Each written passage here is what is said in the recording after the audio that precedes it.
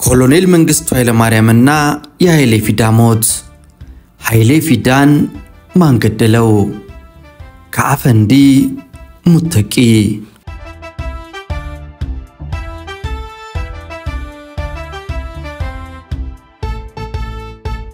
ኮሎኔል መንግስቱ ኃይለማርያም ኃይሌ ፊዳ የተገደለው በገበሬዎች ነው ባይናቸው። ከጋዜጠኛና ደራሲ ገነት አየለ ጋር ባደረጉት ቃለ ምልልስ የኃይሌ ፊዳን ሞት እንዲህ በማለት አስረድተዋል። ጋዜጠኛ ገነት ኃይሌ ፊዳስ በነሐሴ 1970 ዓ.ም ተይዞ ከአንድ ዓመት በኋላ ነገር ከበረደ ሁሉ ነገር ከተረጋጋ በኋላ ነው የተገደለው። በዚያን ጊዜ የኃይሌ ፊዳ በህይወት መኖር መንግስትን ያሰጋ ነበር? ኮሎኔል መንግስቱ መቼ ነው የሞተው ኃይሌ ፊዳ? ገነት በሐምሌ 1971 ዓ.ም ነው።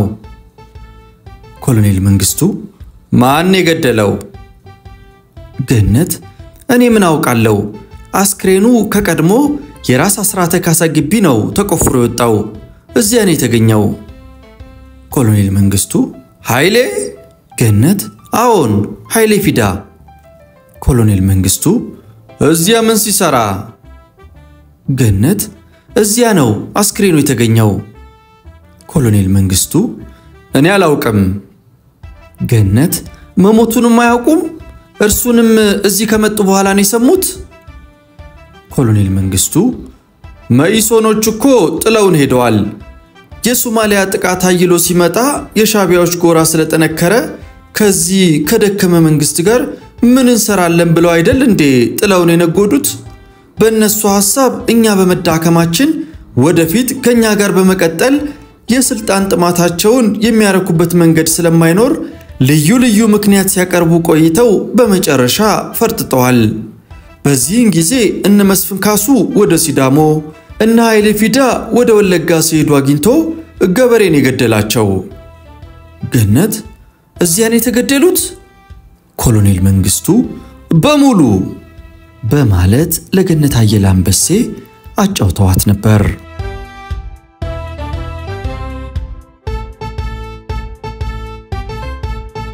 ሊቀመንበር መንግስቱ የኃይሌ ፊዳን መሞት ሰው ነው የነገረኝ ነው የሚሉት። ነገር ግን ኃይሌ በነሐሴ 1969 ዓ.ም ከተያዘ በኋላ በደርግ ምርመራ ክፍል ሲሰቃይ ቆይቶ እንደተገደለ ይታወቃል።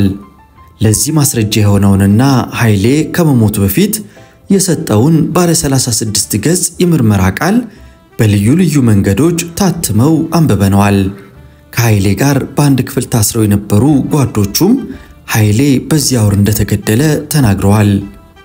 የደርግ የቅርብ ሰው የነበሩት አቶ ገስት ተጫኔ ወይም ዘነበ ፈለቀ ነበር በሚል ርዕስ በጻፉት ባለ 2 ቅጽ መጽሐፍ የምርመራ ቃሉን ከማተማቸውም በላይ ኃይሌ ከሱሉልታ ኬላ ተይዞ ወደ ደርግ ጽሕፈት ቤት በመጣበት ወቅት በብሔራዊ ቤተ መንግስት እንዳዩት መስክረዋል።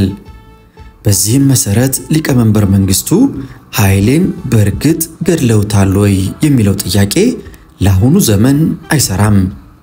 መንግስቱ ኃይሌን ለምን ገደሉት የሚለው ግን አሁንም ያከራክራል። ገነት አየለ እንደገለጸችው ኃይሌ በተገደለበት ወቅት ነገሮች ሁሉ በጣም በርደዋል።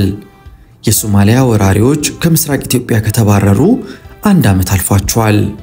ሻቢያና ጀብሃ በሁለተኛው አብዮታዊ ሰራዊት ክፉኛ ተደቁሰው ወደ ሱዳንና ሳህል በረሃ ገብተዋል። ከነዚህ ሁለት ክስተቶች ቀደም ብሎም ሀገር ያተራምሰውና ሺዎቹን የቀሰፈው የቀይ ሽብር ዘመቻ ደርግ በሚፈልገው መልኩ ተጠናቋል። አብዮታዊው መንግስት ከዚህ በፊት ያላየው ሰላምና እርጋታ በሀገሪቱና በሁሉም የሥራ መስኮች ሰፍኗል። ታዲያ በዚህ ሰላማዊ ወቅት ኃይሌ ፊዳን ማስገደሉ ለምን አስፈለገ?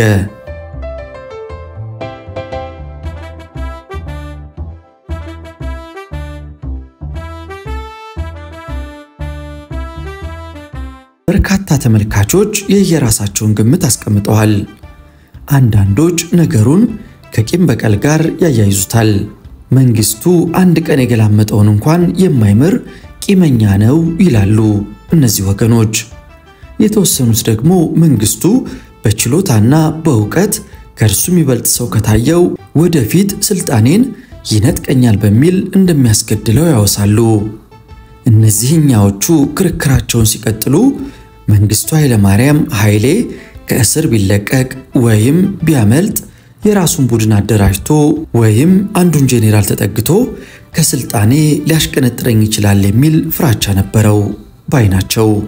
ከሁለቱ ወገኖች የሚለይ አስተያየት የሚሰጡ ጸሐፊያንና የታሪክ ሰዎችም አሉ። እነዚህኛዎቹ እንደሚሉት ኮሎኔል መንግስቱ ኃይለማርያም በኃይሌ ጉዳይ ላይ የሞት ውሳኔ ያሳለፉት እርሳቸውን ያስደነገጠ አንድ አደገኛ ክስተት ስለተፈጠረ ነው። እስቲ ታሪኩን አብረን እንየው።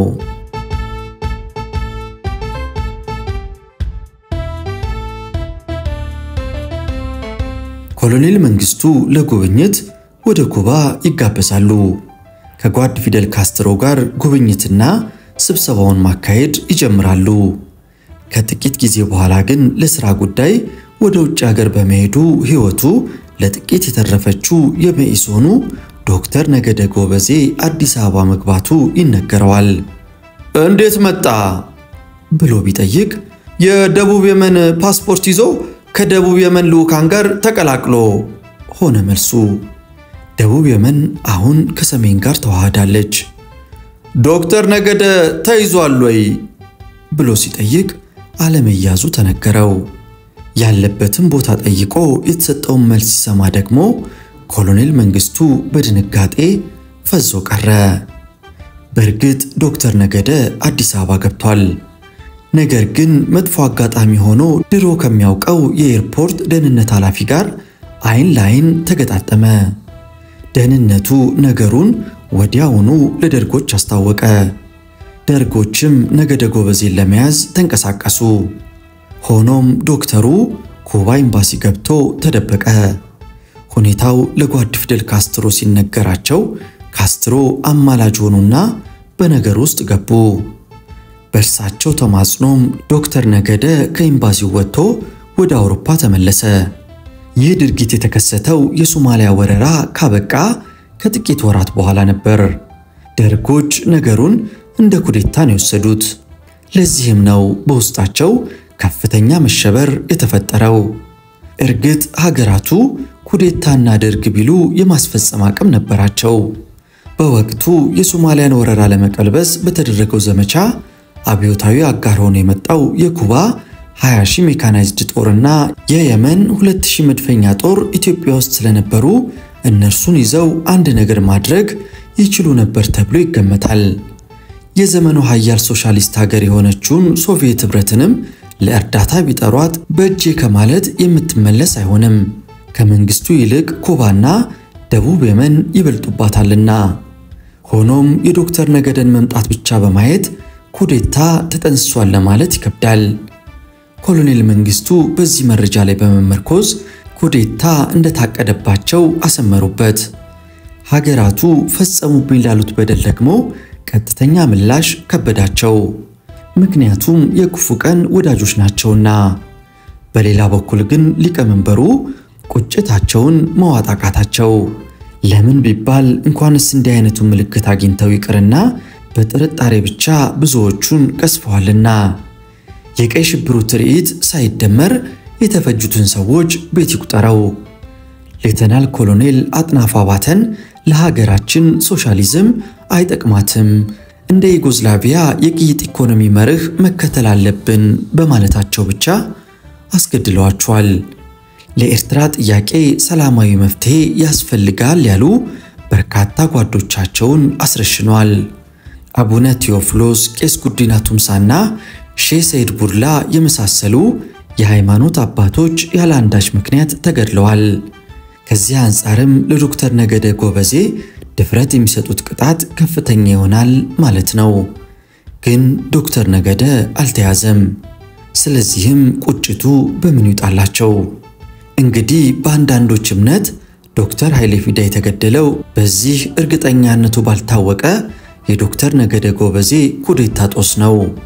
ኩባና የመንን መበቀል ሲያቅታቸው ቁጭታቸውን በግቢያቸው ባጎሩት እስረኛ ላይ ተወጡት። ኃይሌን በአንድ ቀዝቃዛ ምሽት አሰናበቱት።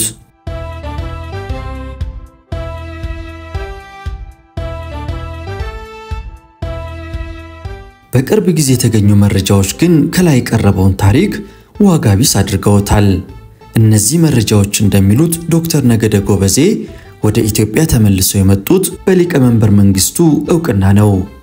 ለምሳሌ ዶክተር መራራ ጉዲና በቅርቡ ባሳተሙት መጽሐፋቸው ነገደ ጎበዜ በመንግስቱና በኩባውያን ዕውቅና መምጣቱን ነግሮኛል በማለት ጽፈዋል። ከአሜሪካ የስለላ ምንጮች የተገኘው መረጃም ይህንኑ ያረጋግጣል።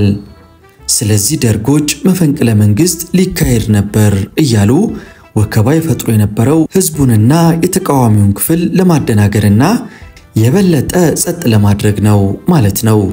የኃይሌ ፊዳ ግድያም ከመፈንቅለ መንግስቱ ጋር አንዳች ግንኙነት አልነበረውም። በአንጻሩ ደግሞ ኃይሌ ፊዳ የተገደለው ሐምሌ 1971 ዓ.ም በውል ሊመረመር የሚገባው የታሪክ ወቅት ሆኖ ሳለ ምሁራን በጥልቀት ሳያስቡት መቅረታቸው ይገርማል። ይህ ወር መንግስቱ ከቀይ ሽብርና ነጭ ሽብር የተረፉ በርካታ ተቃዋሚዎቹን አማካሪዎቹንና ታዋቂ ግለሰቦችን በድብቅ የገደለበት ጊዜ ነበር። እና አቡነ ቴዎፍሎስን ጨምሮ የኢሃፓው ብርሃነ መስቀል ረዳ፣ የመኢሶኖቹ ከበደ መንገሻ፣ ንግስት አዳነ፣ ደስታ ታደሰ፣ መስፍን ካሱ ወዘተ በዚህ ጊዜ ነበር የተገደሉት። የማዕከል ጥያቄ ደርጎቹን ያናቆረው በዚህ ጊዜ ነበር። ኤማሌዴህ የሚባለውን የማርክሲስቶቹን ህብረት ከመሰረቱት 5 ድርጅቶች አብዮታዊ ሰደድ፣ መኢሶን፣ ወዝሊግ፣ ኢጫት፣ ማሌሬድ መካከል መንግስቱ ከሚመሩት ሰደድ ጋር በመድረክ ላይ የቀረው የማሌሬድ መሪ ተስፋዬ መኮንን የታሰረውና የማሌሬድ ግብአተ ሞትም የተፈጸመው በዚህ ወር ነበር። ስለዚህ ያ ታሪካዊ ወቅት የምሁራን እይታ ሊያርፍበት ይገባል ይለናል አፈንዲ ሙተቂ ጥቅምት 21 ቀን 2006 ዓ.ም በጻፈው ጽሑፍ ላይ።